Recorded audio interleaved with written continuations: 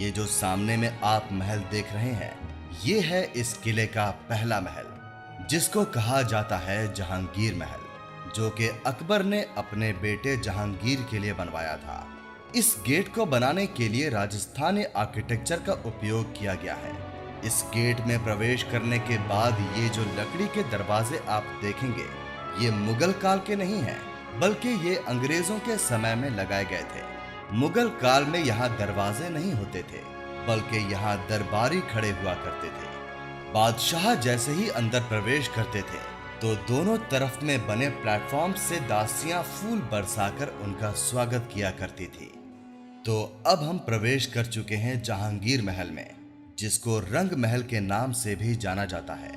ऐसा इसीलिए क्योंकि उस जमाने में जब यहाँ कोई भी त्योहार या कार्यक्रम आयोजित किया जाता था, तब यहाँ डांसिंग प्रोग्राम के लिए डांसर्स बुलाई जाती थी, जो कि रंग बिरंगे वस्त्र पहनकर यहाँ नृत्य किया करती थी। सबसे ऊपर वाले हिस्से में बादशाह बैठा करते थे और उसके नीचे में जो आपको आर्च नजर आ रहे हैं, वहां उनकी दासियां बैठकर यहाँ होने वाले कार्यक्रमों का आनंद लिया करती थी। ये उस जमाने का डाइनिंग हॉल है, जहां बैठकर बादशाह खाना खाया करते थे। यहाँ जो दरवाजा आप देख रहे हैं, इसके पीछे में रसोई घर हुआ करता था, जहां जोधाबाई अपने हाथों से खाना बनाया करती थी। यहाँ ऊपर जाने के लिए सीढ़ियां भी दी गई हैं, लेकिन अब इनको स्थायी रूप से बंद कर दिया गया है।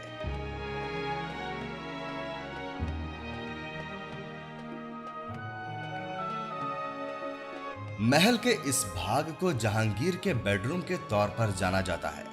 यहाँ जो जालियां आप देखेंगे, इनके पीछे में 4 फीट का गैप दिया गया है, जिसमें एक गलियारा बनाया गया है।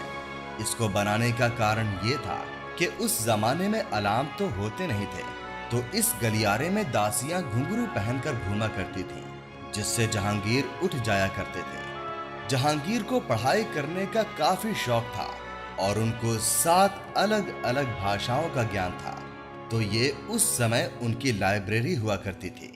लेकिन क्योंकि इस इमारत को बने 450 साल हो गए हैं, इसीलिए ये आपको काफी खराब स्थिति में दिखाई देगी।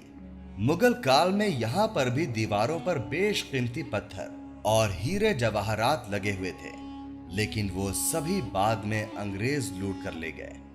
महल के इस भाग में खुला हुआ आंगन है और आपको यहाँ बहुत से झरोखे दिखाई देंगे, जिनके पीछे बहने वाली यमुना नदी की ठंडी हवाएं यहाँ तक आती थीं। इसीलिए इसको झरोखा महल भी कहा जाता है।